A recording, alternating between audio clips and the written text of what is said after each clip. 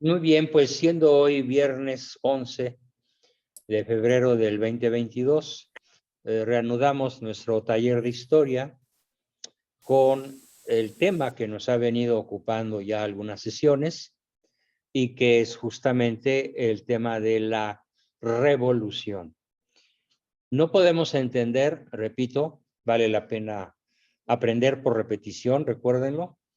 No podemos entender la revolución antimexicana, el acontecimiento más trágico, más determinante de nuestra historia probablemente, y la mejor forma de entender las miserias lacerantes e indignantes del México actual, en donde 3/4 de su población están en el índice de la pobreza y el 60% de la población por debajo del índice de miseria. Cuando, medida que da la ONU, la FAO y otras organizaciones mundiales, cuando en realidad, si nos atenemos a las declaraciones de los revolucionarios, pues lo que los motivaba aparentemente era tierra y libertad, como en el caso de Zapata, o acabar con los latifundios, como todos los revolucionarios pretextaban, y terminar de alguna manera con la pobreza de todo México. ¿Y qué fue lo que se logró? Se congeló, profesor. A ver, ahí ya se descongeló. Yo me estoy viendo que me muevo. ¿Sí? ¿Lili ya se escucha? ¿Lili? ¿No se escucha? Alguien que me diga. Lili, ¿me puedes decir si ya se escucha? No, no se escucha, profesor. No, no Ya, se, ya. Ahora ya lo escuchamos. ¿Ya Ya me lo escuchan ahí? escuchamos ahora, profesor. Sí. Qué raro. Puede volver a repetir porque no escuchamos. Sí, repito el concepto. Y si vuelve a haber alguna interrupción, me avisan, por favor.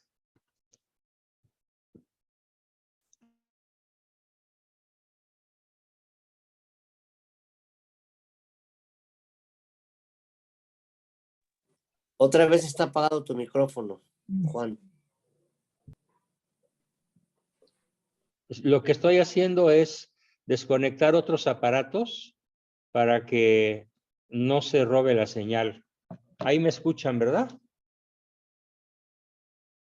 ¿Me están escuchando? Perfectamente. Sí, Sí. sí, ya le estamos Correcto.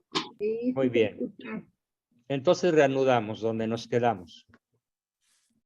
Estaba diciendo entonces que la revolución, la mal llamada revolución mexicana, a la que yo llamo revolución antimexicana, tuvo el pretexto, se estalló y duró más de una década con el pretexto de resolver el problema de la miseria en el campo, de la pobreza. ¿Cuál fue la realidad? Que el campo se empobreció muchísimo más, el campo se sujetó a los dictámenes de la Unión Americana, de las logias norteamericanas, y la gente pobre fue más pobre y la gente rica se hizo más rica. Y además se instaló en el poder. ¿Cómo entendemos entonces cuál es la causa de que un movimiento que empieza con pretexto libertario termine, concluya o se desarrolle de una manera tan opuesta a los fines que dice la historia oficial que tuvo ese movimiento mal llamado la Revolución Mexicana de 1910? Bueno, pues esta sesión, como las anteriores, pero particularmente esta, nos va a permitir entender la naturaleza de la revolución. ¿Sí? Independientemente de lo que ya hemos dicho, que es muy importante, hay que añadir algunos conceptos nuevos y profundizar en los anteriores. La dictadura revolucionaria, atención, tiende a eternizarse. viola los derechos auténticos y penetra en todas las esferas de la sociedad para aniquilarlas, desarticulando la vida de familia, perjudicando a las élites genuinas, a los verdaderos empresarios, subvirtiendo del verbo subvertir, que es poner de cabeza a la sociedad, la jerarquía social.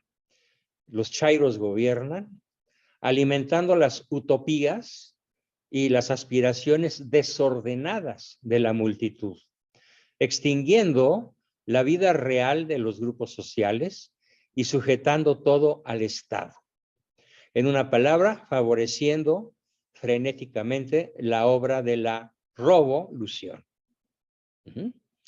A ver, no hay que irnos a grandes disquisiciones ni a descubrir cosas secretas si vemos con esta mirada lo que está sucediendo con la revocación de mandato, con la mal llamada revocación de mandato, que es en realidad una forma mediante la cual el PG Lopozli busca eternizarse. Más adelante voy a dar algunos ejemplos de lo que realmente está ocurriendo con esto, ¿sí? Con lo que es la revolución, la revocación de mandato. Porque pase lo que pase, se vote o no, gane o no, pierda o no, todo está fabricado, todo está cocinado para lo que nos dice el libro Revolución y Contrarrevolución de Plinio Correa de Oliveira. Esta cosa tenemos que entenderla así. La dictadura revolucionaria tiende a eternizarse. Y eso significa que entre Francisco I. Madero, Pancho Villa, Elías Calles, Álvaro Obregón, Lázaro Cárdenas, Miguel Alemán, Ernesto Zedillo, Vicente Fox, Felipe Calderón, Enrique Peña Nieto y el actual bulto de Palacio, hay una línea de acción perfectamente concatenada. Es la misma cadena de la revolución antimexicana, porque hay que entender entonces que la dictadura revolucionaria tiende a eternizarse. De hecho, como ya lo he dicho en algunas sesiones, recordemos el pacto de los generales. El primer pacto, atestiguado subrepticiamente por mi abuelo, que es quien me lo cuenta cuando yo tenía 9 años, y él estuvo allí presente, disfrazado de ujier, siendo él el jefe número 1 del ejército cristero. Ojo, toma nota de esto, la chica que me estaba preguntando sobre los cristeros. Pues resulta que el primer pacto que se ofreció por parte de los revolucionarios, que encabezaba Plutarco Elías Calles, fue precisamente eternizarnos, perpetuarnos en el poder. Segundo, repartirnos el territorio. Pero obviamente sin perpetuarse en el poder, el reparto del territorio era imposible. Y para eternizarse en el poder tenían que dejar sumido al pueblo en la ignorancia. Como la Secretaría de Educación Pública, desde que se creó, salvo el periodo en el cual José Vasconcelos fue su titular, se ha dedicado a dejar al pueblo mexicano sumido en la absoluta ignorancia. En la ignorancia absoluta de su fe, en la ignorancia absoluta de su religión, e incluso en la ignorancia de muchísimas cosas que son meramente ciencia. Así que repito el párrafo para que se nos quede a todos profundamente grabado. La esencia de la dictadura, la esencia de la revolución mundial y por lo tanto la esencia de la revolución mexicana es su tendencia impertérrita, inmodificable, a eternizarse. Y vale repetir nuevamente, por si hubo falla de la red, los conceptos en los cuales se afinca esta afirmación. Viola los derechos auténticos y penetra en todas las esferas de la sociedad para aniquilarlas, desarticulando la vida de familia, perjudicando a las élites genuinas, subvirtiendo la jerarquía social, alimentando las utopías y las aspiraciones desordenadas de la multitud, extinguiendo la vida real de los grupos sociales y sujetando todo al Estado.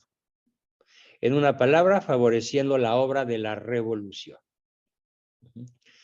Por eso, la dictadura revolucionaria es fundamentalmente anticatólica.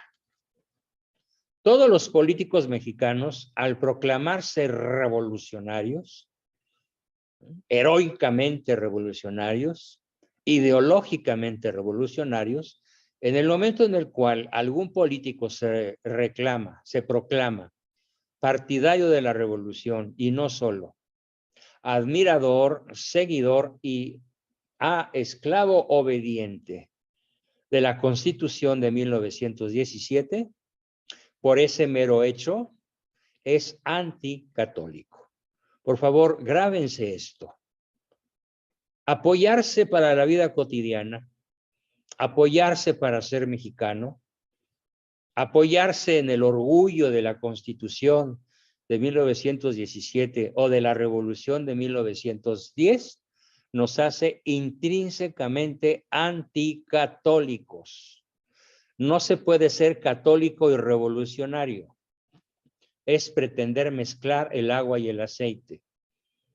Tan sencillo como demostrarlo visualmente. Si ponen medio litro de aceite y medio litro de agua en una licuadora, por potente que sea, centrifúguenla durante 10 minutos, 15, 20, media hora, después apáguenla y el agua y el aceite se vuelven a separar molecularmente, porque nunca sus moléculas se pudieron mezclar, mucho menos a escala atómica.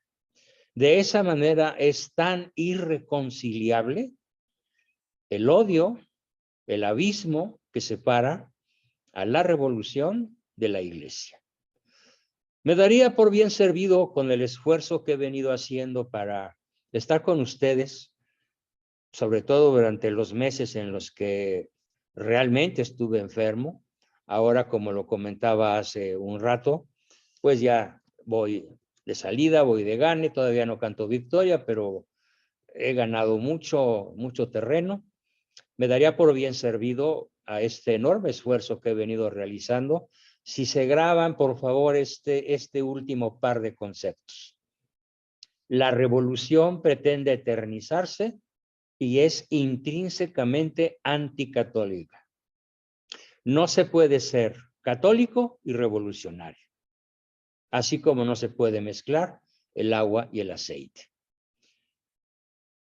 Ahora, en algunas ocasiones, estratégicamente, la revolución ha procurado favorecer a la iglesia, al menos en lo exterior. ¿Pero por qué? Porque se trata de una actitud meramente política, que se transforma en persecución eclesiástica conforme comience a detener el paso de la revolución.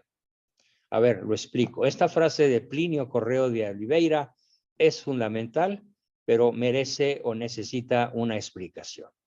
Dice don Plinio, se trata, el hecho de que la iglesia se vea favorecida por la revolución, se trata de una actitud meramente política, que se transforma en persecución franca o velada, tan pronto como la autoridad eclesiástica logre comenzar a detener el paso de la revolución.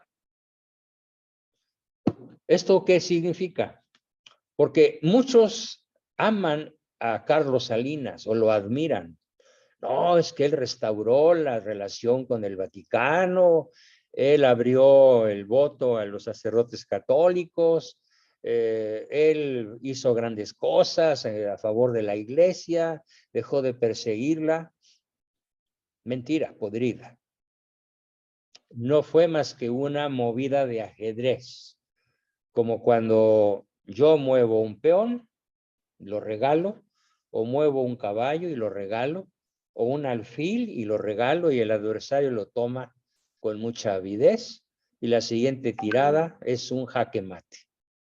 O cuando menos es la pérdida de su reina, la pieza más importante de su tablero después del rey, aunque estratégicamente la reina sea la primera en importancia.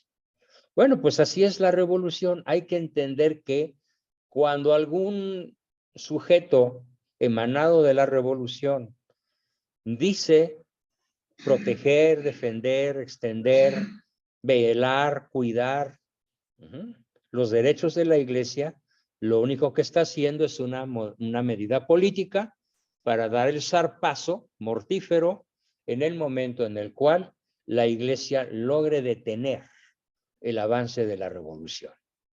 Hasta ahí llegó. Entonces, esta es una tercera idea fundamental. Y se desprende de todo este análisis que el proceso revolucionario es el desarrollo por etapas de ciertas tendencias desordenadas del hombre occidental y del hombre cristiano y de los errores nacidos de ellas.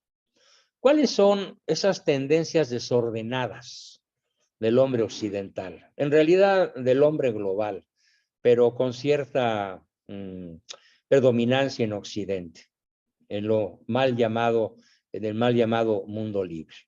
Bueno, pues la homosexualidad, la revolución la va a apoyar, con leyes va a apoyar a los homosexuales.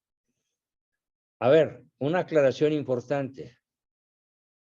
He tenido pacientes homosexuales y merecen todo mi respeto como personas humanas, pero aplica lo que dice nuestro Señor Jesucristo, quien odia y detesta el pecado, aunque ame al pecador.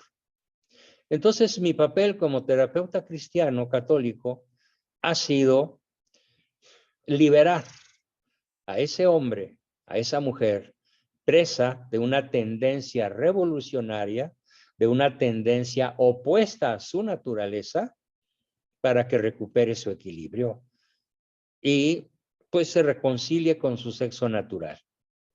Muy bien, entonces, ¿qué hace la revolución? La revolución persigue, por ejemplo, en España, en Francia, en Inglaterra, en México ya, no se diga en Canadá o en los Estados Unidos, a todo aquel terapeuta, nos declara fuera de la ley y podemos ir a la cárcel si nos sorprenden haciendo una terapia de reconversión. Es decir, buscando que un varón se reconcilie con el hecho de ser cromosomáticamente varón, hasta el último átomo de su ADN, o mujer. ¿Por qué? Porque la revolución tiene esa obsesión, ese prurito, ¿sí? Esa tendencia irreversible de proteger, de aupar, de vigilar, de cuidar las tendencias desordenadas del hombre occidental y del hombre en general, y de los errores nacidos de ellas, de esas tendencias. El gobierno revolucionario, por lo tanto, va a proteger al mal llamado matrimonio igualitario. El gobierno revolucionario mexicano, anti-mexicano, por su esencia misma, que hoy estamos descubriendo más a fondo, va a proteger, a defender fíjense, el derecho al aborto, al grado que los grandes revolucionarios del planeta, por ejemplo, Hillary Clinton, Hillary con K, de asesina, killer, declara que el aborto es un derecho sacrosanto de la mujer. ¿Por qué? Porque la revolución tiene como fin justamente el proteger, el cuidar y el hacer que se desarrollen todas las tendencias desordenadas. Por ejemplo, aparte de la homosexualidad o del matrimonio igualitario o del aborto, pues la ONU, como una de las organizaciones líderes de la revolución mundial, que no busca la equidad, la igualdad, la libertad, la fraternidad de los seres humanos, sino la sujeción. Ya veremos en su momento el lado oculto de la ONU, es todo un tema. ¿Qué es lo que busca? La sujeción del hombre occidental, y en este caso, hablando de la Revolución Mexicana, del mexicano a las tendencias desordenadas como las que estoy explicando. Pero hay que entender que no es de golpe y porrazo, que tampoco es un ascenso lineal, así, en la conquista de los objetivos, que es un ascenso que parece una montaña rusa, en la cual finalmente el carrito llega a su destino.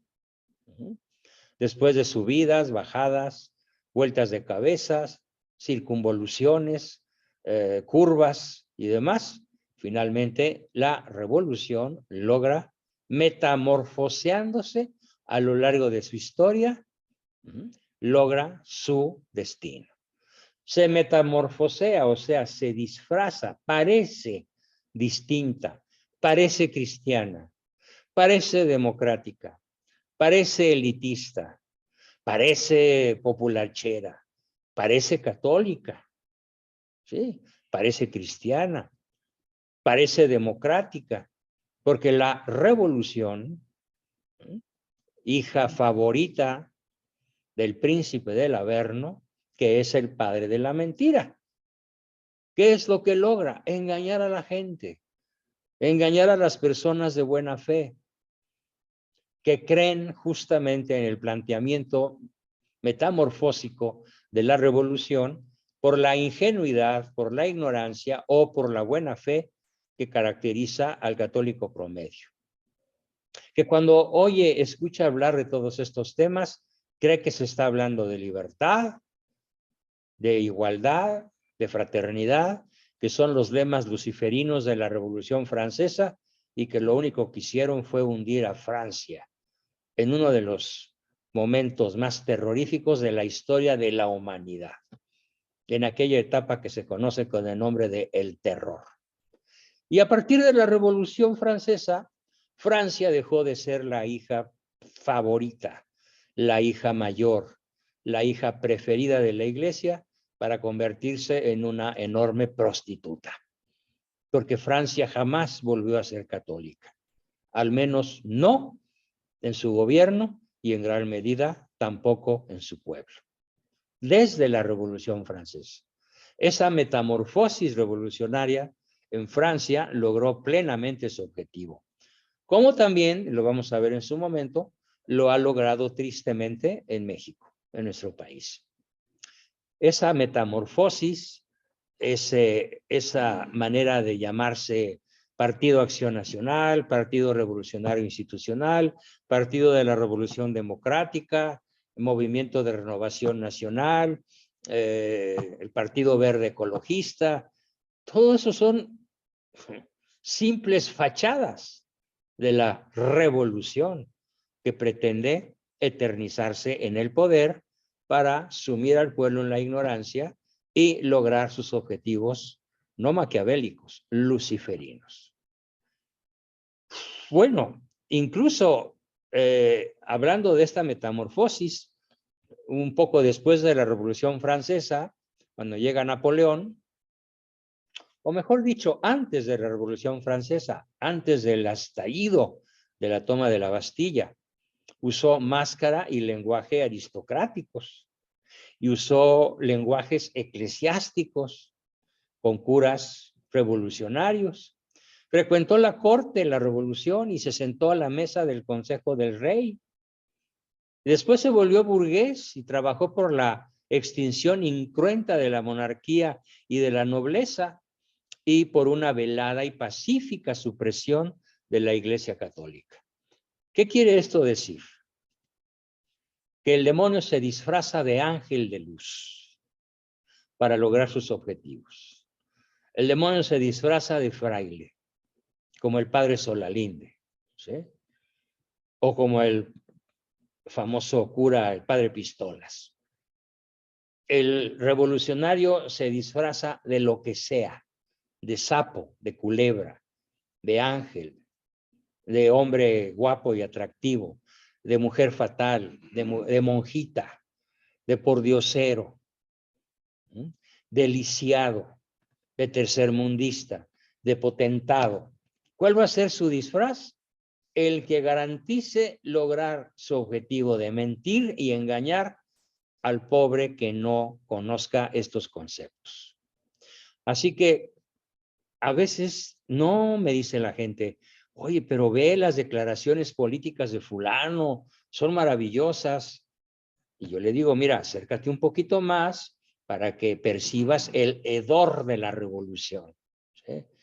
Si no estamos entrenados en estos conceptos, no nos vamos a dar cuenta de las metamorfosis mediante las cuales la revolución, por ejemplo, le tiende la mano a la iglesia y le abre las puertas a la nobleza exiliada en Francia y en otras muchas naciones, como Inglaterra o Alemania o Italia, y aplaude el retorno del rey al trono, del rey católico, en estas naciones que acabo de mencionar. Pero con esas metamorfosis no se detiene el proceso revolucionario, simplemente avanza. Avanza aunque parezca retroceder.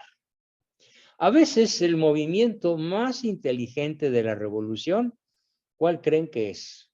Fingir, como nos lo dice Plinio Correo de Oliveira en su formidable libro, el mejor modo de engañar a la gente es simular que está muerta, que está vencida, que ha sido derrotada, que ya triunfó la monarquía católica, que ya triunfó la derecha provida, que ya triunfó un movimiento formidablemente bien organizado que esgrime la bandera del Vaticano o la bandera del catolicismo. Y finge estar muerta. Esta es una de las metamorfosis más interesantes y más efectivas de la revolución. ¿Por qué? Pues porque es la que más incautos pesca. En apariencia, la situación de algún determinado país se presenta como completamente tranquila. La reacción contrarrevolucionaria se distiende y se adormece. Es como cuando, por ejemplo, cuando en el fútbol un equipo va ganando y se adormece, se descuida y entonces el equipo contrario le clava los goles suficientes para conseguir la victoria. Entonces, cuando nos adormecemos y permitimos que el adversario nos gane, nos derrote y tome el poder en sus manos, cuando nos descuidamos y creemos ingenuamente, ignorantemente, que las cosas están bien, que no hay errores profundos, errores inhumanos por renunciar, por perseguir, porque ya hemos proclamado suficientemente el evangelio y ya se conoce suficientemente la verdad y nuestros adversarios han sido derrotados o silenciados. Ese es justamente el momento en el cual, en las profundidades de nuestra vida religiosa, cultural, social o económica, la fermentación revolucionaria va ganando terreno. Este concepto tan denso vale la pena repetirlo. Si nos descuidamos, si nos adormecemos, si le creemos a la revolución en su fingir estar muerta, en esos momentos, en las profundidades de la vida religiosa, cultural, social o económica, la fermentación revolucionaria va siempre ganando terreno. Esto me permite recordar y platicar alguna película, el argumento de alguna película de terror, ¿sí? de terror y realmente no de esas chafas que circulan por ahí en todas partes, sino bien hechas. Tipo Hitchcock, por ejemplo, el amo de las películas de terror, en donde aparentemente el malo, el perverso, el asesino, el tenebroso ha sido derrotado por las fuerzas policiales, ha sido derrotado por un detective inteligente, valiente, honesto y además guapo. Y en la última escena de la película se ve cómo el maligno palpita. Saca una manita, nada más, o asoma un ojito, o hace un movimiento sospechoso, o lanza una sombra, y entonces en esos momentos la película termina y sabemos que el mal triunfó, aunque aparentemente el bien haya ganado. Falso. Pues así es en la vida real. Al cabo de ese aparente intersticio de triunfo del bien, explota de pronto una convulsión inesperada, frecuentemente mayor que las anteriores. Y la más poderosa fuerza propulsora de la revolución está pues en las tendencias desordenadas, éticamente desordenadas. Todas las tendencias que no siguen el orden natural creado por Dios, y México es en estos momentos uno de los países más desgarrados de la tierra por su apertura al aborto, a la ideología de género, al matrimonio igualitario, a la homosexualidad en ambos sexos, a la corrupción y a multitud de azotes más. Justamente allí palpita la revolución, en las tendencias más desordenadas. Por esto, la revolución ha sido comparada por muchos autores como un tifón, un terremoto o un ciclón, ya en su fase activa, no en su fase de aparentemente estar muerta. Es que las fuerzas naturales desencadenadas, ¿sí?, son imágenes materiales de las pasiones desenfrenadas del ser humano.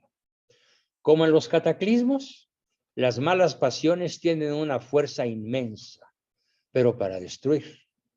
Esa fuerza ya viene potencialmente en el primer instante de las grandes explosiones, con toda su virulencia, que quedará patente más tarde en sus peores excesos.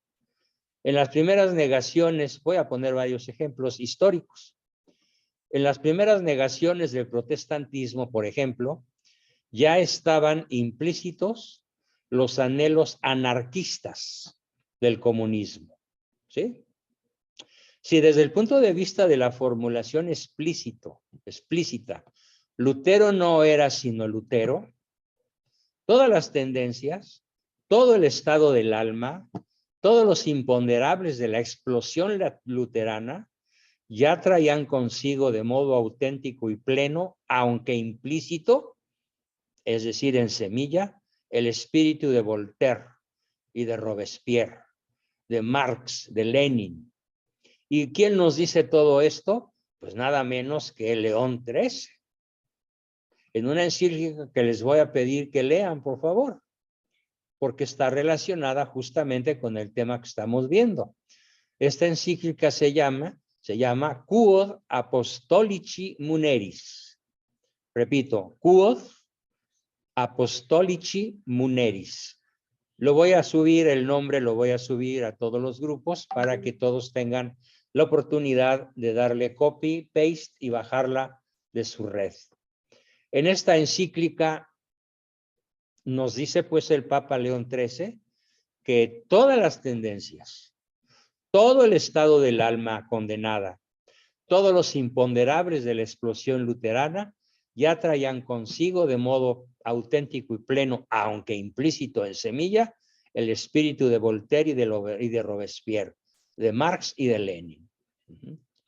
Estas tendencias desordenadas, ya las he dicho en varias ocasiones y que no vale la pena repetir, estas tendencias desordenadas se desarrollan como los pruritos y los vicios. ¿Qué es un prurito?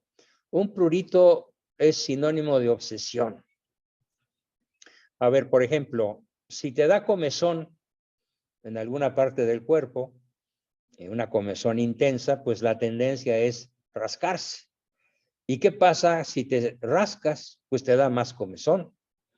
Y puede llegar un momento, a mí me ha pasado, a cualquiera nos ha pasado, que por rascarte mucho, pues te saques la sangre y te tengas que poner una pomada que sea analgésica, que calme el prurito de la comezón, ¿sí? De las ganas de rascarte, y que incluso esa pequeña herida que te hiciste quede sanada.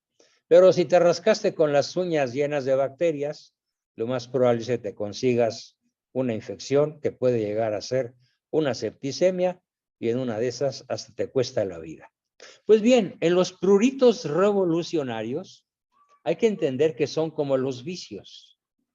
En la medida en la que se satisfacen, crecen en intensidad. A ver, es clásico. El chamaco que empieza por probar un trago de licor, medio se marea. La siguiente vez, pues, repite, tal vez el traguito, que no es gran cosa, pero que le permite sentir algunos minutos o algún rato de euforia alcoholizante. Pero con sus amigos le van a hacer el reto a que no te tomas dos, y así a lo largo de su vida va a ir desarrollando el vicio del alcoholismo, y como terminan muchísimos alcohólicos tomando hasta alcohol de 96 grados y se mueren de una cirrosis o absolutamente alcoholizados. ¿Cómo comenzó todo? Con una inocente copita de licor a los 15 años. Tengo más experiencia con personas que son adictas a la marihuana, a la cocaína, a la heroína, cualquiera de las drogas psicodislépticas, que comenzaron por curiosidad. Y la misma cantidad de droga les produjo un resultado euforizante durante algunos meses, sin que esa cantidad de droga tuviera que ser incrementada. Pero llega un momento en que esa misma cantidad de droga ya no produce el efecto placentero deseado. Y entonces la persona escala en cantidad y escala en cantidad, y en calidad. Más calidad, más cantidad, más intensidad, más frecuencia, hasta lograr su absoluta destrucción. Bien, esta es una tendencia desordenada. Y se compara entonces en el libro de Plinio Correa de Oliveira con justamente cómo opera la revolución. Estas últimas tendencias exacerbadas, llevadas por un movimiento análogo, nos lleva socialmente a nuevas crisis, a nuevos errores, a nuevas revoluciones. Es lo que explica que nos encontremos hoy con un paroxismo tal de impiedad y de inmoralidad. Hoy alguno de ustedes subió a varios grupos una convención de satanistas, una convención de sujetos, de personas que en los Estados Unidos tienen una agrupación probablemente de cientos de miles, que son adoradores del demonio. Sí, es un paroxismo de impiedad, un paroxismo de inmoralidad. ¿Cómo comenzó todo? ¿Cómo comenzó este abismo de desórdenes y discordias? Por poner solo un ejemplo. Otro ejemplo gravísimo, sobre todo en la Unión Americana, es el delirio por las armas, en donde una semana sí y otra también. Hay tiroteos porque el norteamericano promedio tiene adicción por las armas, adoración por las armas. Y como lo dicen sus enemigos, algunos senadores, menos armas, menos muertos. Y no todas las armas hay que quitárselas a todas las personas, sino algunas armas hay que quitárselas a algunas personas. Pero está la adicción que ha resultado imposible quitarle una sola pistola a cualquier ciudadano, por enfermo, perverso o criminal que esté. En este desorden y discordia hay que entender que está la mano de la revolución. Así que la revolución está en lo que llamamos los azotes del tercer milenio. ¿Por qué? Porque los azotes del tercer milenio son desórdenes y discordias que son atizadas por la revolución. Vale la pena repetir que los amos de la revolución mundial son a lo sumo 15 familias, herederas del gran Sanedrín Supremo, aquel que en el año 33 de nuestra era exige a Poncio Pilato con 1001 argucias la crucifixión de Cristo. Y en línea directa hoy gobiernan la tierra y pretenden, mediante los azotes del tercer milenio, el narcotráfico, las armas, la amenaza nuclear, la pobreza extrema, la desvinculación familiar y multitud de fenómenos más de los cuales tendremos una sesión especial próximamente, que así se llama, los azotes del tercer milenio, porque no se puede entender la historia sin estos conceptos, ¿sí? Que son el paroxismo. ¿Qué significa la palabra paroxismo? Bueno, pues es el momento culminante de una pasión desordenada. Así se define paroxismo. El paroxismo de la rabia, el paroxismo del odio, el paroxismo del deseo lujurioso, es justamente lo que nos lleva al abismo de desórdenes y discordias. Hay que considerar que la revolución tiene sus periodos de una calma acentuada. Yo diría que aparentemente la revolución cesó. Y así parece que el proceso revolucionario es discontinuo y que por lo tanto no es uno. Aguas, no es cierto. Esas calmas aparentes son meras metamorfosis de la revolución. Los periodos de tranquilidad aparente, supuestos intersticios, han sido en general aprovechados por los líderes ocultos de la revolución como una fermentación revolucionaria, sorda y profunda. En el periodo de la Restauración en Francia, ocurrido entre 1815 y 1830, la revolución aparentemente había sido derrotada, pero no fue así. Fue, como dicen los portugueses, requintada, o como diríamos en México, elevada al cuadrado.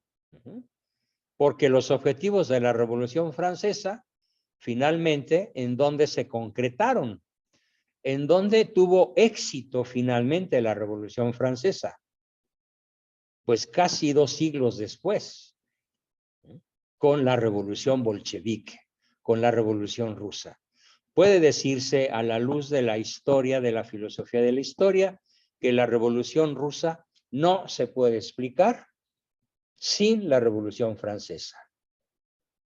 Que el bolchevismo, el comunismo, el leninismo, la muerte de 100 millones de personas o más provocadas por el comunismo rojo, nació en la Revolución Francesa y estuvo como larvado durante casi 200 años, entre 1815 o 18 y 1918. No, 100 años larvado, no 200, 100 años larvado. Y es que las pasiones desordenadas, yendo en un crescendo, análogo al que se produce por la aceleración de la ley de la gravedad, y alimentándose de sus propias obras, acarrean consecuencias catastróficas que a su vez se desarrollan según la intensidad proporcional que se busca desde la cúpula de mando.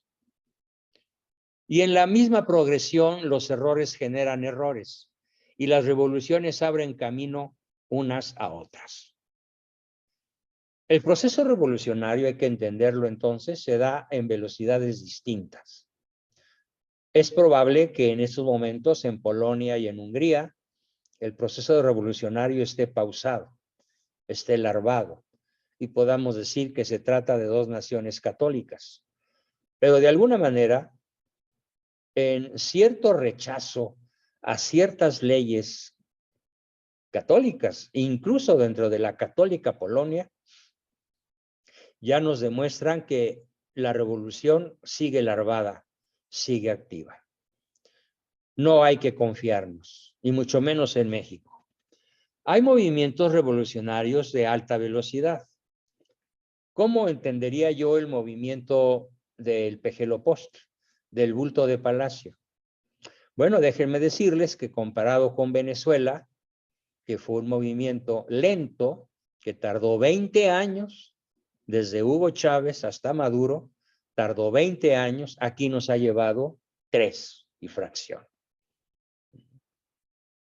Así que aquí podemos decir que en México el movimiento procomunista de Manuel Andrés López Obrador, de todo su camarilla de primer nivel, incluyendo los posibles sucesores a la presidencia, como Marcelo Ebrard o algún otro por ahí, como este jefe de los senadores y diputados de la bancada de Morena, el que sea, es un procomunista abierto o larvado, es un procomunista frenético, exacerbado, enojado, ¿no? Como ese Fernández Noroña, a los que muchos llamamos La Roña, haciendo una analogía ahí con su apellido.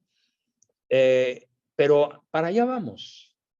Hacia allá nos lleva un movimiento que hay que entender, no es Morena,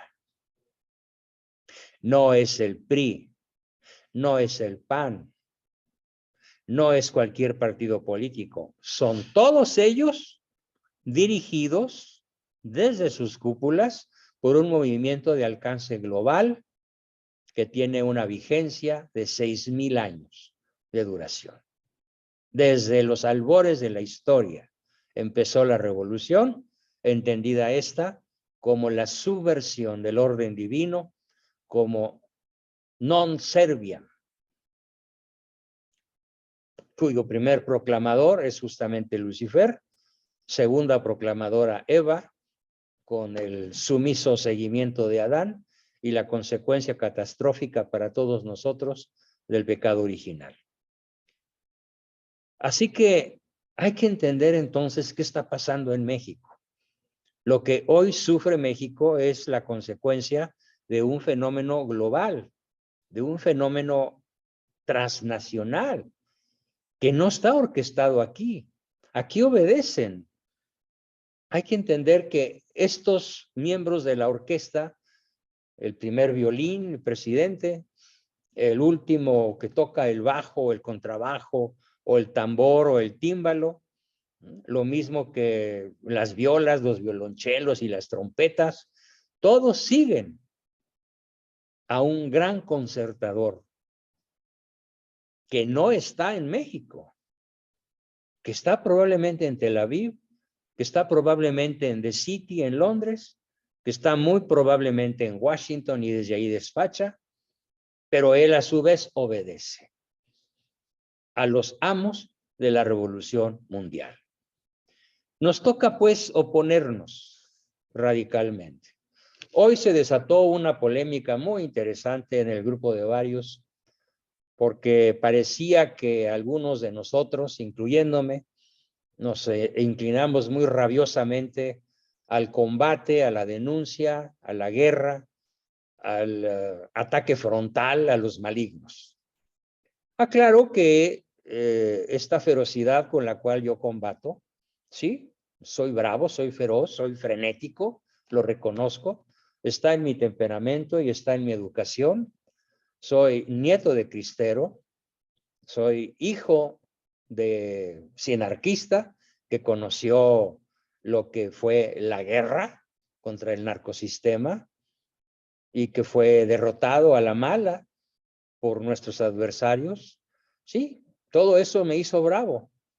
Y por lo tanto no soy pietista. Sí, claro, hago oración por mis adversarios. Lo reconozco con mucho trabajo, con mucho esfuerzo, con dolor de estómago a veces. Pero sí, prefiero seguir el ama a tus enemigos, rogad por quienes os persiguen, pero eso no me lleva a dejar de denunciar. No me lleva a dejar de proclamar la verdad, no me lleva a tirar las armas y a buscar no combatir. Porque, miren, lo dijo Pío XII, lo dijo San Juan Pablo II, lo han dicho los grandes intelectuales del mundo católico como el mismísimo Santo Tomás de Aquino. Con el enemigo no se dialoga, se le combate. Y ahora tenemos un falso pietismo pseudo cristiano que pretende dialogar con el masón. No, al masón no, con el masón no se dialoga, porque está probado durante milenios de historia que si te pones a dialogar con el demonio, si te pones a dialogar con el adversario, acabas enredado entre sus tentáculos, entre sus mentiras, porque los hijos de las tinieblas son muchísimo más inteligentes, muchísimo mejor armados que los hijos de la luz. Palabra de Cristo. Así que por simple precaución, no te pongas a dialogar con el adversario. Combátelo, denúncialo, pero claro, ruega por él. Por difícil que sea, roguemos por quienes nos persiguen. Sin embargo, la oración no es suficiente. Tenemos que combatir, tenemos que denunciar, tenemos que pelear, tenemos que recuperar las redes, tenemos que hacernos presente. Porque si no, vamos a colaborar indirectamente, pero poderosamente con la revolución, atrayendo en forma paulatina a una multitud incontable de los prudentes, de los moderados. ¿Y saben cómo les llamo yo a los prudentes y a los moderados? Les llamo mediocres, por la realización de sus culpables y exacerbados devaneos con la izquierda. La izquierda estuvo en el lado izquierdo de Cristo en la cruz y no se arrepintió. Dimas sí se arrepintió. Gestas no se arrepintió, a pesar de que estaba a un par de metros de su Redentor. No caigamos, pues, en una falsa piedad de no ser atacantes, de no ser denunciantes, de no ser frenéticos, atrevidos, definidos en el combate contra el maligno. A la vez que, repito, oremos por quienes nos persiguen. Hay que denunciarlos, sabiendo que muy probablemente nuestras oraciones serán tomadas por Dios y dirigidas a alguna otra persona que necesite de nuestras oraciones, porque ellas van a ser rechazadas por quienes tienen juramento de obediencia a Lucifer. Y este juramento de obediencia a Lucifer es probablemente, y con eso termino mi sesión de hoy, el rasgo más importante de nuestros adversarios revolucionarios antimexicanos. Su pacto con el demonio, a cambio de poder, fama, riquezas, honores y placeres. De todas formas, oremos por ellos, pero denunciémonos sin mediocridad, sin cobardía, sin medias tintas, que tú sí seas sí y tú no sea no. Bien, gracias y abrimos cauce a sus preguntas, dudas, respuestas, aportaciones y demás. ¿Quién quiere comenzar? Tenemos 3 manitas levantadas. Adelante, Carla y Hugo, por favor. Hola, Doc. Oiga, yo quería preguntarle porque el otro día Vi apenas antier una conferencia bueno, era una reunión con el doctor Jan Meyer, por lo que está pasando con el CIDE. No sé si está enterado de lo que los Sí, están he haciendo. seguido la tragedia, sí. Sí, pero bueno, luego así nomás como comentario, dijo que Polonia y Hungría eran populistas. A mí me sacó así como que de balance su comentario, que eran, o por qué tiene él esa percepción. O sea, pues, Bueno, déjame decirte que Jan Meyer, como todo ser humano, no es infalible. sí, así es. El por qué haya hecho ese comentario, la verdad lo ignoro. Pero el hecho de que el bulto de Palacio sea un enemigo mortal del CIDE, me hace ver dónde está la revolución y dónde no está.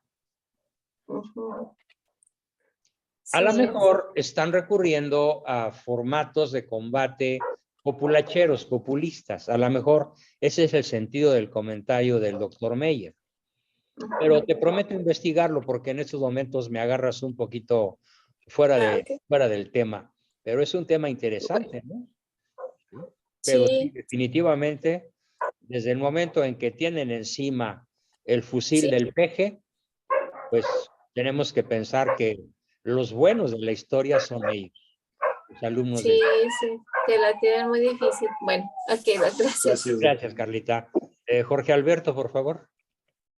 Y Juan Bosco, yo sí estoy totalmente de acuerdo contigo en la cuestión de no negociar jamás con el demonio ni con sus plegades de acompañantes, porque si alguien conoce nuestras debilidades particulares y colectivas, es el príncipe de la mentira. Así es. Y sabe muy hábilmente hacernos caer en la mentira y en un momento dado, pues caigamos, pero redonditos. Y sí, definitivamente hay que ser firmes en nuestro no y firmes en nuestro sí. Le gusta a quien le guste y le cuadra a quien le cuadre. Y principalmente a familiares y amigos. Es todo. Magnífico. Muchas gracias por tu aportación. Me anima mucho, Jorge Alberto. Gracias. Tenemos a Oliva, por favor. Adelante, Oliva. Sí, sí, ya estoy. Buenas noches y feliz día de Nuestra Señora de Lourdes. Ah, mira, hoy es Día de las Lourdes. Felicidades, Lulucitas. Sí, Qué bien. sí, claro que sí. Una fecha muy conmemorable. No, y bueno, pues es para la antigua y la actual Francia, pues es el equivalente a Guadalupe, aunque ella no se quedó ahí. Nada Por más hace supuesto. milagros, ¿no? Pero no está ella, básicamente, como Sobre acá. todo que se dedica para el servicio a los enfermos y el cuidado a ellos. Es muy honroso ese trabajo que se hace, ¿verdad? Ujú. Bien, el comentario que quiero hacer es acerca de esa convención satánica que se está llevando A ver, cuéntanos, desde, porque tú fuiste la que subiste la noticia. correcto, pues eso lo ha difundido Jesse Romero y él está pidiendo hacer oración de 12 del día a 3 de la tarde, hora de Phoenix. Y él está haciendo pues esa ayuno, oración al frente de ese hotel donde se está realizando. Y los que hayan visto el video, pues todo esto está allí. Y ya de tiempo atrás se estaba planeando todo esto y pues se sentía mucho la frustración de Jesse porque decía, pues he hecho la invitación a los obispos, sacerdotes y hasta el momento no han respondido. Ah, caray. Pues Sí, respetamos nosotros hasta donde nos sí, sea posible físicamente, ¿no? Y cuando sí. menos espiritualmente, sí estar en oración por ese, pues detener o desactivar los efectos de ese terrible movimiento, ¿no? Sí. Sí, sobre todo pues que está muy devastado ahí. Esa área de Scott Valley es very wealthy, ¿cómo se dice? Muy buena área. Entonces, esa Muy área rica. muy rica, Muy perdón, rica, de alto nivel socioeconómico, sí. correcto. Entonces, es una situación pues bastante deprimente saber que nuestros hermanos allí en Phoenix están expuestos ahora a tantas ideologías ahí. ¿Puedo decir algo? Claro, adelante, Nelly. Bueno, nosotros vivimos en Arizona y de hecho sí salió en las noticias que el Bishop Olmsted, Thomas Olmsted, dijo que El obispo Holmes. el obispo de aquí de Phoenix, que no hiciéramos nada por ir a interrumpir como huelgas ni nada de eso. ¿Cómo Que, dijo como eso? dice la señora, que hiciera mucha oración, que rezáramos por ellos, hiciéramos ayunos, todo eso, pero es lo que el Bishop Olmsted dijo en un comunicario que dijo. Y yo lo vi, me dio bien mucha tristeza porque dije, ¿cómo él que es el bishop de aquí de Phoenix, el obispo? Ahora sí que me decepcionó, pues yo lo consideraba un guerrero. Y voy a ver si lo busco para ponerlo, el comentario que dijo. De hecho, cuando yo iba a Phoenix cada mes, un par de semanas, y duré yendo 3 años, llegué a tener en mis manos documentos de él, por ejemplo, uno que me encantó que se llamaba Firmes en la Brecha. Sí, Y es donde lo único decía, que les pedía pedía a los fieles de la diócesis de Phoenix ser soldados de Cristo. Sí. Así que no sé qué pasó ahí. Pudiera El salir miedo a no su anda en burros, defensa, ¿no? pudiera salir a su defensa, decir que tal vez no está la gente suficientemente preparada para tener un encuentro así. Claro que no va a ser físico, pero al parecer, si está cerca de esa área tan negativa, pudieran venir cosas en contra tuya. No sé, estoy tratando de ver. Eso no lo creo, eso no lo creo. Les platico brevemente una historia. Hace algunos años, no me acuerdo cuándo, pero ya hace bastante tiempo, yo desafié físicamente a un grupo de brujos. Wow. Que me invitaron a demostrarme que me podían hacer daño físico en un programa en vivo de televisión. Y fui 3 veces y las 3 veces los dejé frustrados. No me pudieron hacer nada porque yo iba en gracia. Exacto. Entonces, las personas que quieran ir a hacer oración a un abortorio o hacer oración para minimizar o enfrentar esa barbaridad de la convención satánica, pues que vayan en gracia, no les va a pasar absolutamente nada. Y si alguien tiene miedo de que le pase, pues que no vaya porque es susceptible. Y al ser susceptible es sugestionable y más le vale no exponerse. Pero a los que sabemos esto, no nos pasa absolutamente nada, porque la gracia es infinitamente superior a la desgracia. Amén. No, ya no hay manera de comparar las fuerzas. ¿Sí? Mire, aquí, Pues no bueno, deja de sorprenderme la declaración de Olmsted, pero prometo investigarla. Sí, Nelly. Aquí dice, mire, aquí lo tengo. Pues la Nomás puedes dice, compartir con el grupo, yo la difundo. Está en inglés, dice, Arizona Bishop calls for prayer and fasting at Satanic Temple Host Conference. So nomás que hagan ayuno y oración. Penitencia y oración. Pero no dice que estén en gracia. Yo nomás dice sería mi unirlos principal en recomendación. oración. Voy a ver si lo hallo en español para ponerlo en el grupo, pero está en inglés. Sí, pero no habla del estado de gracia. No, creo que no. No. Ponlo en inglés, que no pocos hablamos inglés, aunque no estemos ahí. Sí, tú súbelo y yo me encargo de traducirlo. Yo lo mando. Sí, no hay problema, claro. Muy bien. Gracias, Oliva, por tu aclaración. Y tenemos a Isaac Villa, por favor. Isaac. Por favor, revisen el video para que estén más con mucho enterados. gusto, sí. Isaac Villa. Esperen, muy bien. Platícanos, Isaac. No te escuchamos, tienes tu micrófono apagado. No se escucha nada, Isaac. ¿Aquí me escuchan? Ya, ahí te escucho. No quisiera cambiar el tema si hay alguien más. No se escucha. Pregunta sobre la clase. Pregunta. ¿Aquí sí ya me escuchan? Sí, ya te escuchamos. ¿Cuál es tu Bueno, es que mi pregunta? pregunta es sobre la clase y no quisiera cambiar el tema que ahorita tienen, pero bueno, mi pregunta es, en la clase dijo, no se puede comprender completamente la Revolución Rusa sin antes comprender la Revolución Francesa. Así es, lo dijo tal cual. Me queda duda de cuál es la relación o el inicio de una para el otro.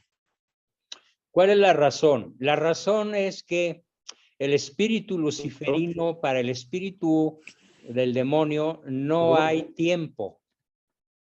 Como es un espíritu puro, inteligentísimo, que tiene una influencia directa sobre la vida humana, él siembra la semilla y su semilla puede durar siglos, como en el caso de la Revolución Francesa, cuya semilla comunista está ahí en la Revolución Rusa. Porque él es atemporal como espíritu puro. ¿Me di a entender, Isaac? Sí, solo lo que no me queda muy bien claro es, entonces en la Revolución Francesa ya estaban pues, básicamente todos los inicios comunistas y pues ahora sí que del mundo. Del mundo, de China, de México, de Cuba, de Venezuela, de todo lo que es comunismo, ya estaba en el espíritu de la Revolución Francesa. Es más, un poco antes, ya estaba en la revolución que hizo Oliverio Cromwell contra la corona inglesa un siglo antes, en Inglaterra.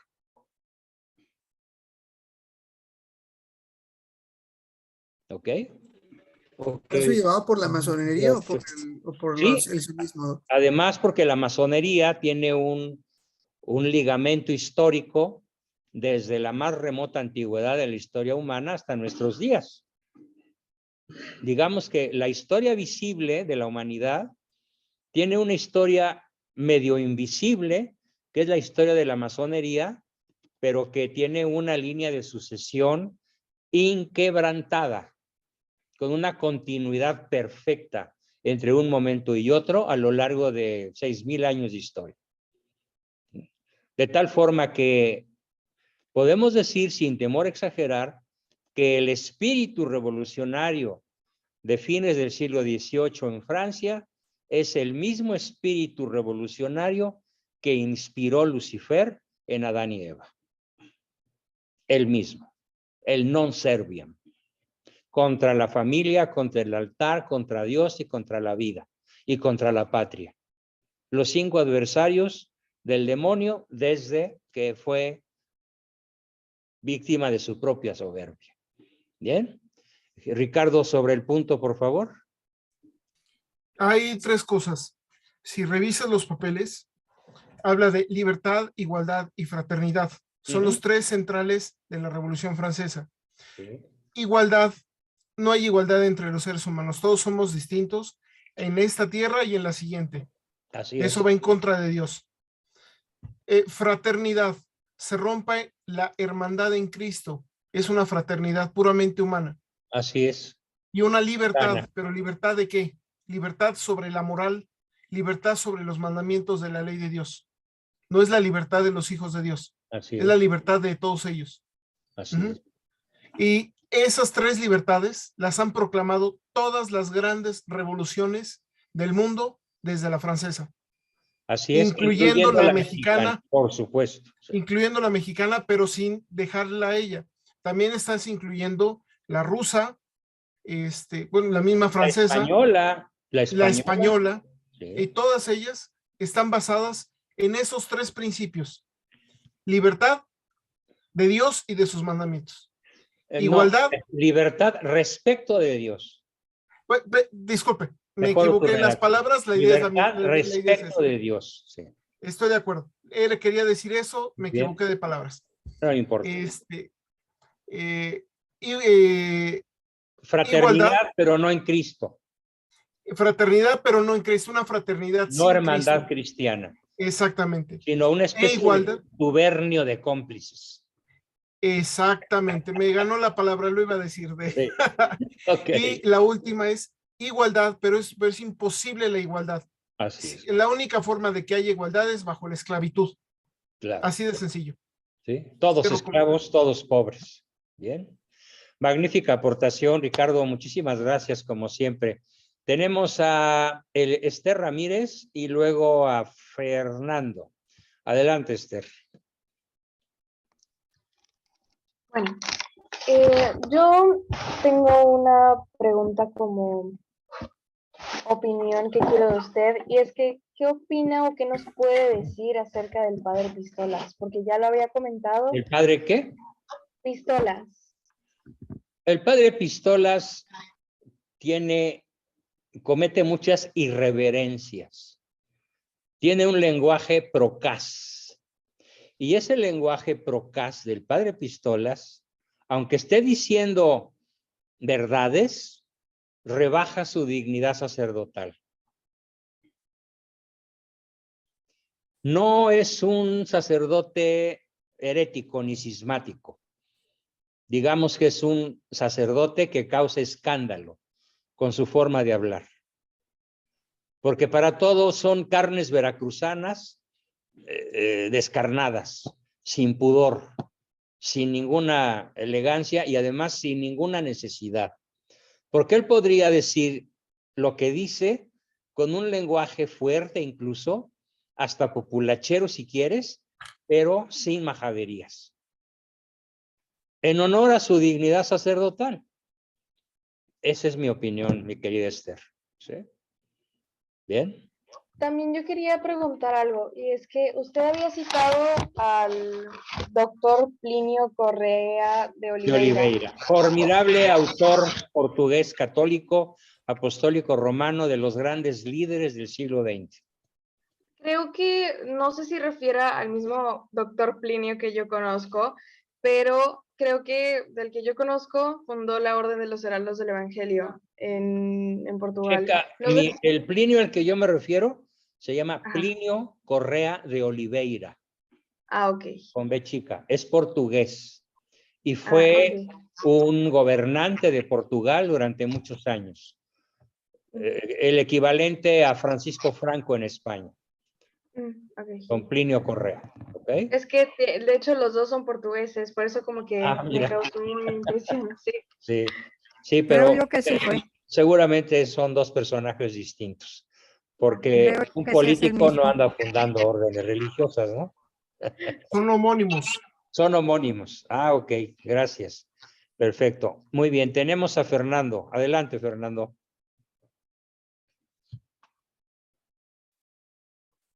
Prende tu micrófono, ya. Buenas noches. Hola. Bueno, entendiendo todo lo que nos comentas, pues veo que Satanás está desatado e implacable con todo y contra todo. Y bueno, como bien mencionas, pues tenemos que contar con la gracia, con la oración, con el sacrificio, pero ante todo no meternos en esos terrenos donde no se tenga que dialogar ahí, porque pues yo creo que el hecho de andarse acercando donde no debe uno, pues es donde salta la liebre, ¿verdad? Sobre todo, muy bien, y perdón que te interrumpa, sobre todo ponerse a dialogar con alguien erudito, como un Marcelo Ebrard, por ejemplo, que además es tremendamente astuto y extraordinariamente inteligente. Cualquier católico de medio pelo que no tenga una formación teológica, filosófica e histórica de primer nivel, Marcelo se lo come vivo. Pues sí, y aquí, bueno, viene una pregunta, uno en lo humano y otro en lo espiritual. En lo espiritual, pues sabemos por dónde ir. Claro. Para, digamos, permanecer y perseverar como cristianos. Pero el otro problema es que dices, no es posible que veamos que no hay en quién confiar de nada, porque pues como dije la vez pasada, pues el panorama entonces está caótico. ¿Hacia dónde volteamos? Yo no veo hacia dónde volteamos. No tenemos un solo líder en esos momentos. No tenemos un solo líder político confiable. Ni uno solo. Sí, y es algo doloroso y frustrante que dices, ok, ¿para dónde volteo? Pues yo no volteamos que para arriba y Señor, pues ilumínanos y con tu gracia, ¿verdad? Sí, porque imagínate una Margarita Zavala, entrevistada hace 3 o 4 años sobre la ideología de género y contesta muy campante, pues yo no tengo ningún problema con ellos, hazme favor.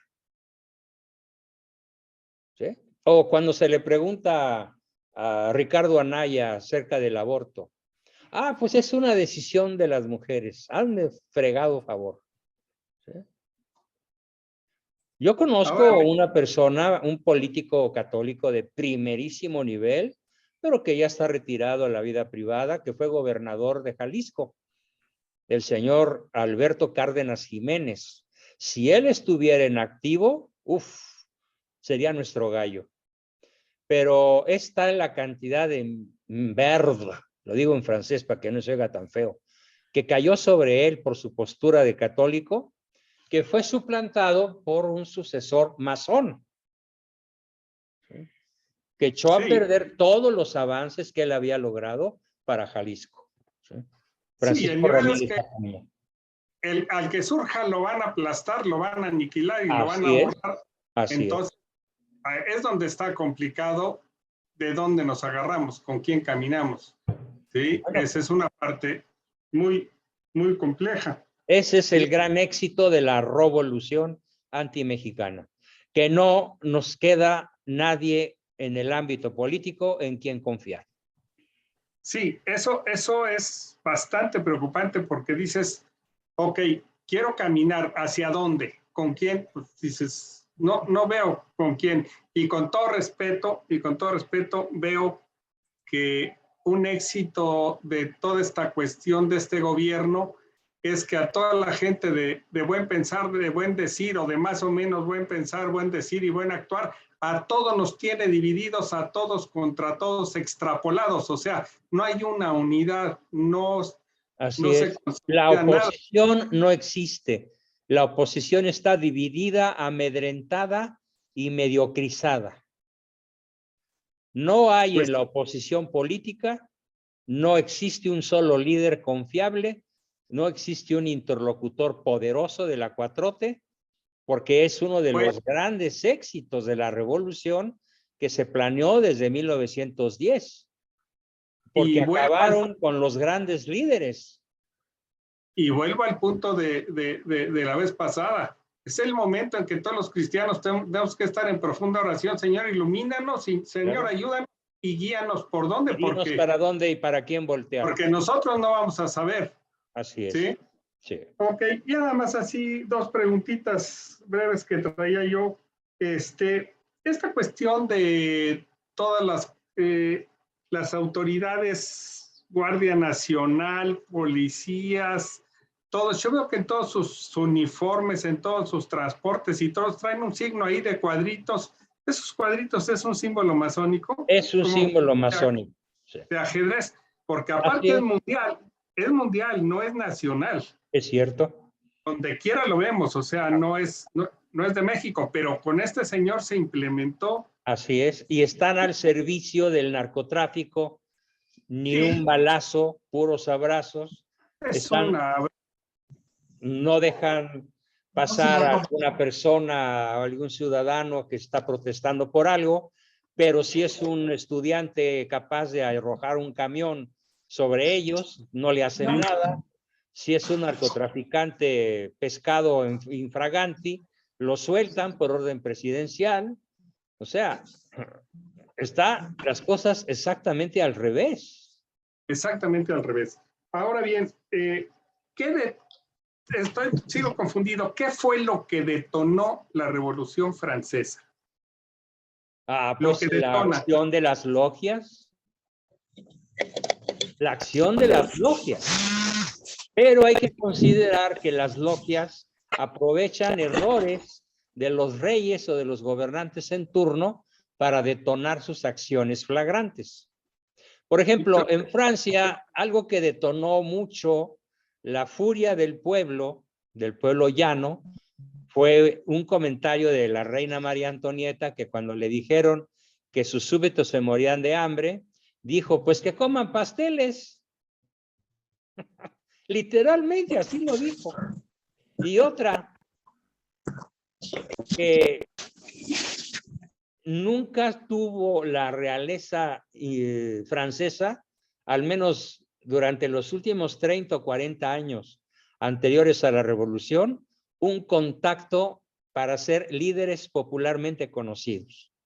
Vivían allá en sus palacios de cristal, en sus templetes color de rosa y todo maravilloso, pero jamás se interesaron en el bien del pueblo francés. Entonces, esto fue sumamente aprovechado. Además, otras cosas como el famoso collar de la reina. La gente se enteró de que la reina se había comprado un collar carísimo en alguno de sus cumpleaños y de que pues todo lo que hacían la realeza, Luis XVI y María Antonieta, pues era frívolo, superficial, injustificado. Hubo esos detonantes, además de otros detonantes que seguramente ellos supieron aprovechar, pero la causa eficiente de la Revolución Francesa es una decisión tomada en las más profundas y poderosas logias masónicas del más alto nivel. Eso que no nos quede duda, ¿ok? Bien. Sobre este punto, Ricardo, ¿alguna acotación interesante que nos quieras hacer? Primero, ese comentario fue una mentira de los masones. Ella nunca lo dijo. Ese es el primero. Ah, el mira, segundo, qué interesante. Sí, es primero. Segundo, pero así llegó al pueblo. Exactamente, segundo. Lo del collar, el collar la reina no se lo compró. Fue un regalo que le hizo Luis XVI de las joyas personales, pero también fue otra mentira. Tercero, el motivo material fue que Francia, para vengarse de Inglaterra, apoyó muchísimo a la independencia de los Estados Unidos. Cierto. Y lo apoyó de tal forma que literalmente quebró por ello. O sea, el deseo de venganza de los franceses era tal que le metieron todo el dinero posible de los ingleses. Para vengarse de los ingleses. O sea, los que estaban enfurecidos eran los ingleses, ¿no? No, con el apoyo de Francia a la independencia de las colonias americanas. No, antes de eso. Francia había perdido varias guerras ante los ingleses antes de ello. Sí. Entonces, para vengarse de ello, los franceses le metieron muchísimo dinero a la independencia de los Estados Unidos. Es lo que estoy diciendo. Y los ingleses estaban furiosos. No, el detalle es que quebraron con ello. Las finanzas del Reino de Francia quebraron por todo el dinero que le metieron a la guerra de esos. Y aparte, en ese momento que estaban las finanzas quebradas, vino una sequía en Francia de 2 años.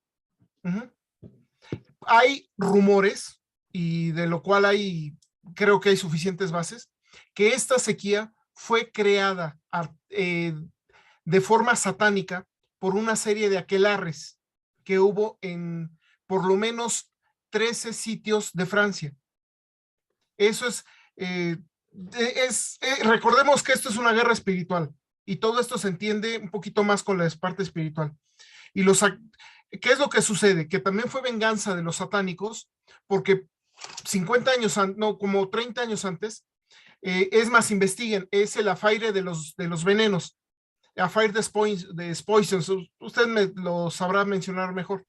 Y fue que encontraron... Escribe affaire, se pronuncia affair, negocio. Affaire de poisons o algo así. El asunto de los venenos. El asunto de los venenos. Poison es veneno. Que fue un descubrimiento del rey Luis XV. Luis XV era muy libertino sexualmente, pero era católico, ¿de acuerdo? Así. Y él descubrió, cuando estaba joven, un aquelarre impresionante que envolvía a un sacerdote católico, pero que hacía misas negras. Y envolvía a varias brujas que proporcionaban venenos. Y ellos realizaron varias misas negras en Versalles, en donde participaron muchísimos nobles. la lista de esos nobles estuvo reservada. Muchos de ellos algunos fueron ejecutados, otros fueron desterrados, y se acabó el mayor grupo satánico de Francia. Entonces, todos los satánicos estaban buscando venganza, así del reino. Cuando murió, no pudieron contra Luis XV, no sé exactamente por qué, y se fueron contra Luis XVI, que era santo. Luis XVI rezaba por lo menos 2 horas diarias. El problema es que nunca estuvo preparado para gobernar. Era Luis un rey XVI. santo, pero era un rey muy débil. Era un rey extremadamente, era alguien no preparado para gobernar. Exacto, además, no era preparado así de para sencillo. gobernar, no tenía el suaviter in modo fortiter in re, pero ni de lejos. ¿eh? Trató de gobernar lo mejor posible, pero era relojero. Su pasión era la relojería, el pobre hombre. Sí. Entonces, la venganza contra la monarquía fue por esa destrucción del más grande aquelarre satánico Bien, y que había una habido en Europa. observación me viene a la cabeza con tu comentario, y es que muchos historiadores se jalan los pelos y no lo entienden, el periodo llamado el terror. Y Sí, la única explicación que yo he encontrado desde que muy joven me adentré en estos temas históricos es una furia luciferina. Sí.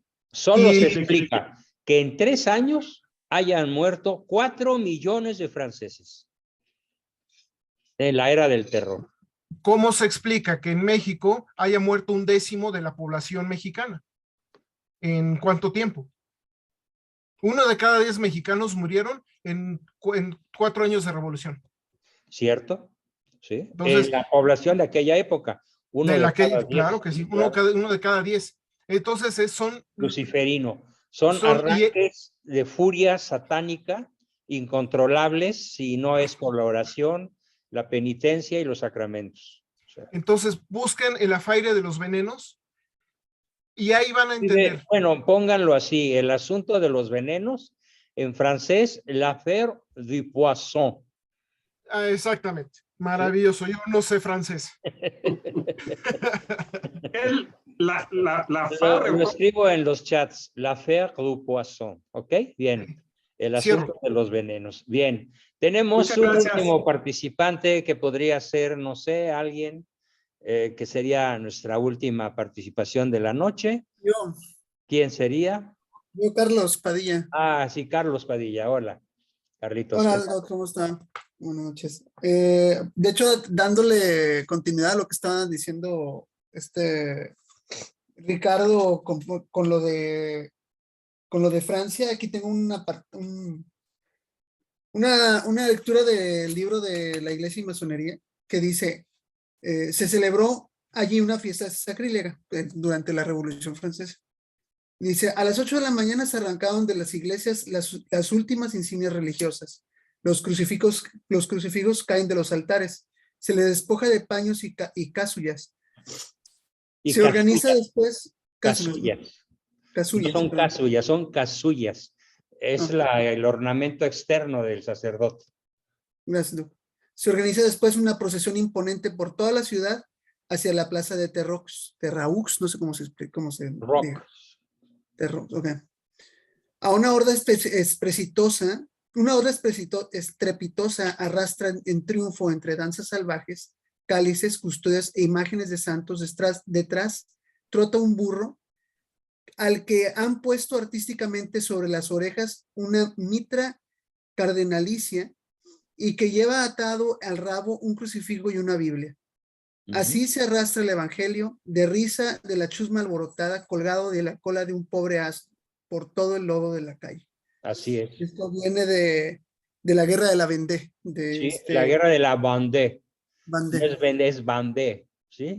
Y los vandeanos fueron mártires de la Revolución Francesa a tal grado que en la actualidad la nación francesa tiene un alto índice de población, o sea, hay unos 300 franceses por cada kilómetro cuadrado contra 60 que hay en México, pero la Vendée tiene una densidad demográfica similar a la mexicana por la matazón brutal de vandeanos que ocurrió durante la Revolución Francesa. Y Sí, eran católicos, la región más católica de Francia y la más coherente incluso a la fecha. Es que cuando se menciona el terror, es que es de verdad el terror. O sea, No, es que no se tienen imagina idea. o sea, cómo se Yo describe la leí, sangre.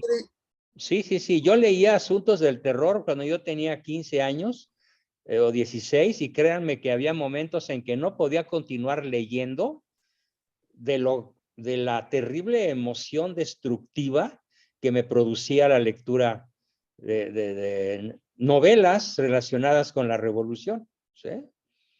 Novelas realistas, hay muchas novelas realistas sobre la Revolución Francesa que chorrean, de sus páginas las abres y chorrea sangre, al narrar cómo fue el terror, la época del terror. A ver si en el chat pone Verdaderamente, algunas. el Lucifer gobernó Francia durante muchos años. En fin. Bueno, tenemos a un último participante, Alfredo. ¿Qué nos quieres decir? Como último participante de la noche, adelante. Buenas noches, ¿sí me escucha? Sí, te escuchamos. Mi pregunta va un poco con lo que usted mencionó respecto a la drogadicción y al alcoholismo y la forma en que se desarrolla. Sí, poco a poco. Poco a poco. ¿Lo mismo sucede con la homosexualidad o eso va por un camino distinto? ¿Cómo te dijera?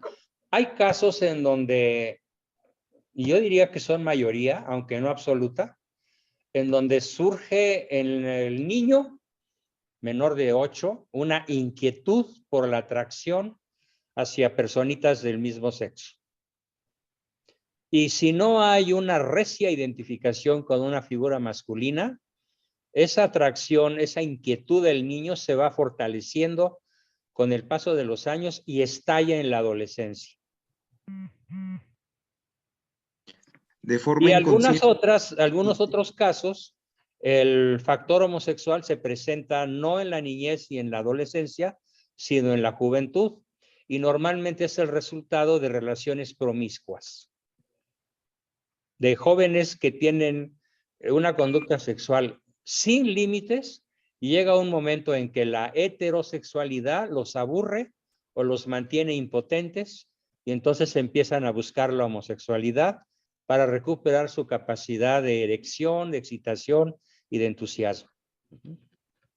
Son los dos grandes vectores de cómo estalla una homosexualidad. Además, en ambos casos, reforzado todo este asunto por papás ausentes, padres del sexo masculino ausentes, y a la vez madres sobreprotectoras. La madre sobreprotectora más el padre ausente es un factor de génesis homosexual muy frecuente. Independientemente de las dos cosas que te planteé. Nada más con una observación final. No existe un gen homosexual. Es decir, nadie nace homosexual ni con una tendencia intrínseca a serlo. Jamás se ha dado esto en toda la historia de la humanidad, ni ocurrirá jamás. Ya voy a ir por tu papá. Entonces, esto que quieren realizar los gobiernos, de poner en un estadio a la cuestión homosexual, a la cuestión del ser, es completamente inválido. Es inválido, pero sobre todo, y aprovecho tu pregunta, Alfredo, para decirte, es una de las grandes herramientas de la revolución. Ven, te voy a poner pañal. Voy a silenciar. ¿Sí? Es una de las grandes herramientas de la revolución el elevar la homosexualidad a un derecho. La legislación a favor de los homosexuales es más poderosa que la legislación a favor de los simplemente heterosexuales. Ellos están más protegidos por la ley en todo el planeta, excepto en Rusia, China, la India y alguna otra nación por ahí, pero en Occidente el heterosexual está menos protegido que el homosexual. Es increíble, pero a eso hemos llegado. Bien, queridos amigos, pues con eso terminamos nuestra sesión de hoy. Insisto nuevamente en que, por favor, tengan a bien cubrir su cuota de febrero. El regalo de varios libros sigue vigente. Acá la economía está prácticamente quebrada. No les pido nada extra, simplemente que por favor paguen su cuota del mes o me digan si se les atoró algo para que nos pongamos de acuerdo en una forma de ganar. Pues muchísimas gracias a todos y nos vemos con los que les toca estar en lunes y hasta la semana que entra a todos. Muy buenas noches, me dio un enorme gusto estar con ustedes y pues, seguimos en la batalla. Excelente fin de semana para todos y Dios está con nosotros. Buenas noches, doctor. Buenas noches a todos. Señor, está con todos. Un abrazo. Un abrazo. Dios les bendiga a todos. Saludos. Ay, gracias a Dios.